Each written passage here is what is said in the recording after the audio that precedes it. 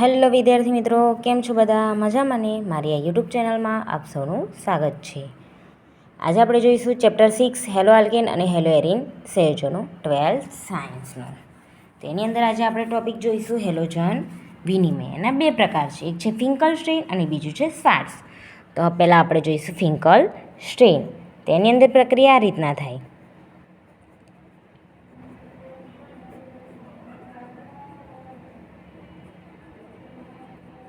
જો આ કયું છે? આલ્કાઇલ છે, બરાબર. આ છે આલ્કાઇલ સમૂહ, આ છે હેલાઇડ એટલે કે હેલોજન સમૂહ. હેલોજન તરીકે આપણે ક્લોરીન, બ્રોમિન, આયોડિન કોઈ બી લઈ શકીએ. તો આલ્કાઇલ સમૂહ છે, એની સાથે સોડિયમ આયોડાઇડ પ્રક્રિયા કરે છે, તો આમાંથી હેલોજન સમૂહ છૂટો પડે છે અને આયોડાઇડ સમૂહ આની જોડે જોડાય છે અને આ હેલોજન સમૂહ છૂટો પડીને આ સોડિયમ સાથે જોડાય છે, બરાબર. તો જો હવે આલ્કાઇલ સમૂહ જોડે હેલોજન સમૂહ છે, તેની સાથે સોડિયમ આયોડાઇડ પ્રક્રિયા કરે છે, તો આલ્કાઇલ સમૂહ જોડે આયોડાઇડ જોડાય છે, આનો આયોડાઇડ જોડાય છે અને સોડિયમ સાથે આનો જે હેલોજન છૂટો પડ્યો તે એ જોડાય છે. તો શબ્દમાં લખવું હોય તો આવી રીતના લખાય. જો કે આલ્કાઇલ ક્લોરાઇડનો અથવા બ્રોમાઇડ. આપણે આની અંદર લીધું છે ક્લોરાઇડ અને બ્રોમાઇડ. આપણે ક્લોરાઇડ લઈ શકીએ અથવા બ્રોમાઇડ લઈ શકીએ, બરાબર. બ્રોમાઇડની હેલોજન સમૂહ તરીકે, એક્સ તરીકે ક્લોરાઇડ અથવા બ્રોમાઇડ લઈ શકીએ. આલ્કાઇલ એટલે કે આર. બ્રોમાઇડની શુષ્ક એસીટોનમાં રહેલા સોડિયમ આયોડાઇડ સાથે પ્રક્રિયા કરવાથી આલ્કાઇલ આયોડાઇડ બને છે. આ પ્રક્રિયાને ફિંકલસ્ટેઇન પ્રક્રિયા કહે છે, બરાબર. જો આલ્કાઇલ ક્લોરાઇડ એટલે કે આલ્કાઇલ હેલોજન સમૂહ, હેલોજન સમૂહ તરીકે શું લીધું આપણે? ક્લોરાઇડ અથવા બ્રોમાઇડ. તો આલ્કાઇલ બ્રોમાઇડ અથવા ક્લોરાઇડનું સોડિયમ આયોડાઇડ સાથે જોડાય, સોડિયમ આયોડાઇડ સાથે પ્રક્રિયા કરવાથી શું બને? આલ્કાઇલ આયોડાઇડ બને છે. જો આલ્કાઇલ આયોડાઇડ બને છે વત્તા સોડિયમ હેલોજન સમૂહ એટલે કે ક્લોરીન અથવા બ્રોમિન છૂટો પડે છે, બરાબર. આવી રીતના મળે. હવે આગળ, હવે એનો બીજો પ્રકાર હતો આપણે શ્વાર્ટ્ઝ. આ ફિંકલસ્ટેઇન હતું, હવે આવે છે શ્વાર્ટ્ઝ. ઓકે, તો જોવા એની અંદર CH3Br આલ્કાઇલ સમૂહ છે, બરાબર. આલ્કાઇલ સમૂહ તરીકે આરની જગ્યાએ શું લીધું? હવે CH3 AgF CH3F plus AgBr. તો જો આલ્કાઇલ ક્લોરાઇડ એટલે કે આલ્કાઇલ બ્રોમાઇડ, બરાબર. આપણે લીધું આલ્કાઇલ બ્રોમાઇડ ને ધાત્વીય ફ્લોરાઇડ. ધાત્વીય એટલે કે ધાત્વીય તરીકે આપણે લીધું AgF. ધાત્વીય ફ્લોરાઇડ સાથે પ્રક્રિયા કરવાથી આલ્કાઇલ ફ્લોરાઇડ, આલ્કાઇલ એટલે કે CH3F, તો આલ્કાઇલ ફ્લોરાઇડ એટલે કે F, તો આલ્કાઇલ ફ્લોરાઇડ બને છે. આ પ્રક્રિયાને કેવી કહેવાય? શ્વાર્ટ્ઝ પ્રક્રિયા કહે છે. તો જો આલ્કાઇલ બ્રોમાઇડ અથવા ક્લોરાઇડ,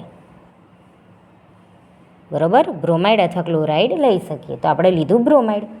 બ્રોમાઇડની ધાત્વીય ફ્લોરાઇડ, ધાત્વીય ફ્લોરાઇડ તરીકે આપણે લઈ શકીએ AgF, Hg2F2, SbF3 અને COF3. આપણે આ ચારમાંથી ગમે તે એક લઈ શકીએ. તો આપણે શું લીધી? AgF સિલ્વર ફ્લોરાઇડ લીધી, બરાબર. Ag એટલે કે સિલ્વર ફ્લોરાઇડ લીધું. હવે ફ્લોરાઇડ સાથે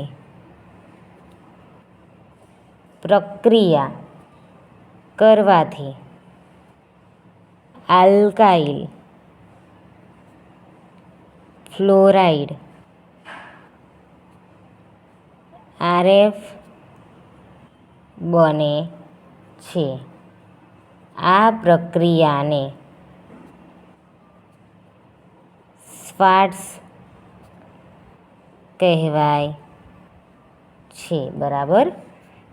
ઓકે, તો જો આલ્કાઇલ બ્રોમાઇડ એટલે કે CH3Br આલ્કાઇલ બ્રોમાઇડની ધાત્વીય ફ્લોરાઇડ એટલે કે AgF સાથે પ્રક્રિયા કરવાથી આલ્કાઇલ ફ્લોરાઇડ એટલે કે CH3F આલ્કાઇલ ફ્લોરાઇડ મળે છે. તો આ પ્રક્રિયાને કેવી કહેવાય? શ્વાર્ટ્ઝ પ્રક્રિયા કહેવાય છે. જો એક હવે જેમિનલ અને વિસિનલ, ટૂંકમાં યાદ રાખજો, વિસિનલ. બરાબર.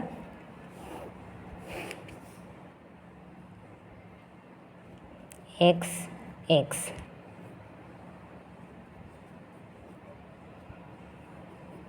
બરાબર.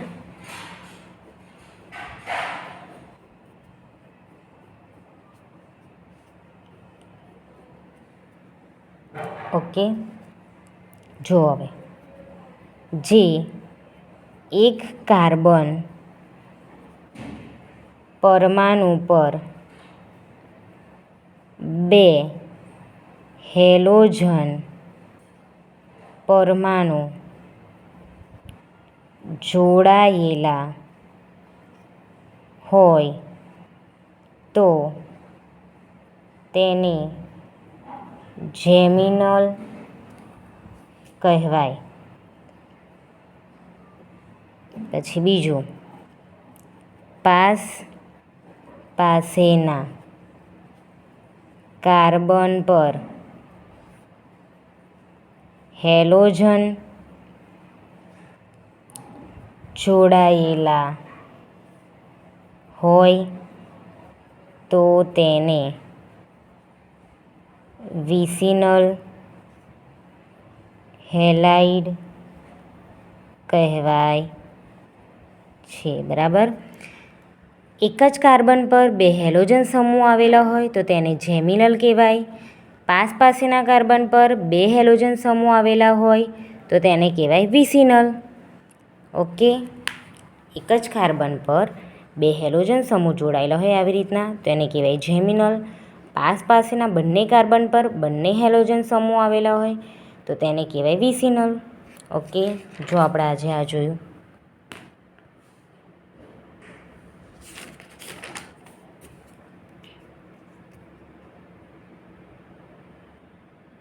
ઓકે વિદ્યાર્થી મિત્રો, જો તમને આ મારો વિડીયો ગમ્યો હોય તો લાઇક, શેર અને સબસ્ક્રાઈબ કરજો. મળી નેક્સ્ટ વિડીયોમાં. Okay, bye bye.